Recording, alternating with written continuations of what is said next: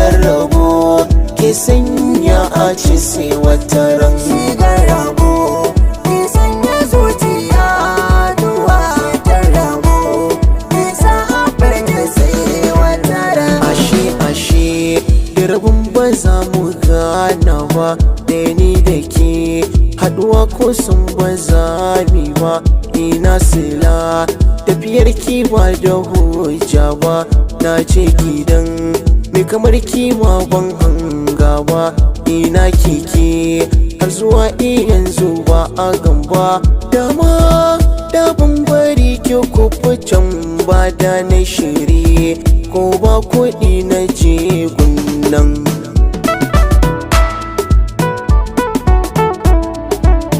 Da dai da so na san ba za ki mun hakan ba, komai wuya sako ba za ki mun ba, ko ba ni nan nema ba za ki bari mun ba.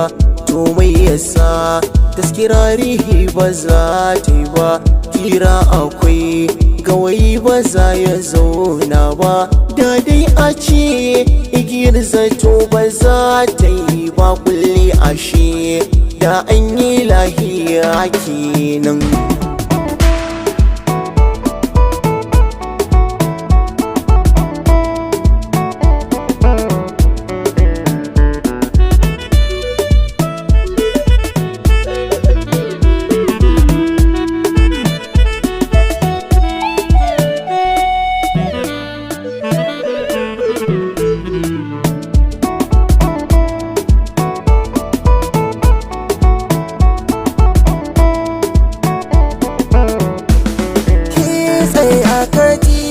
Lamarin so ba ka gane ba, mai yaudara karshe ba zai yi kyawu ba.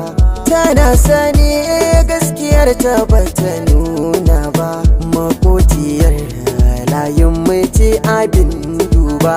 Kyale ta dan shukar ta za ta yi girba, auren ta ai an daura tun a makon jiya. Ni nai zaton homeboy ka san batun sannan.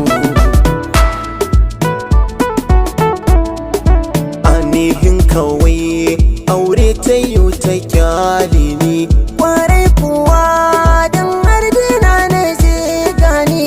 kenan ashe rami ta so ta je hani.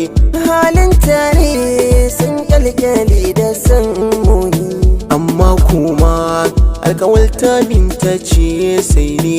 to ka gani haka ma wanin ka da ka ta waɗa mutum ɗari suka zo neman ta karan nan.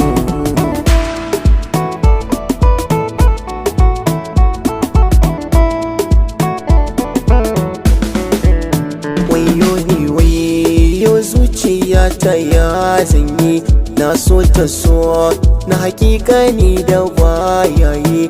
Ta alkawar ni dai kaɗe take yayi, ashe ko dai yaudara kawai take minni. Doki sani wata rana zaki juyaye, hakiki je tabbas banza da yaye ba ko dangawa. Na ɗauki darasi kenan. Shigar rabo ke sanya zuciya haduwa fitar rabo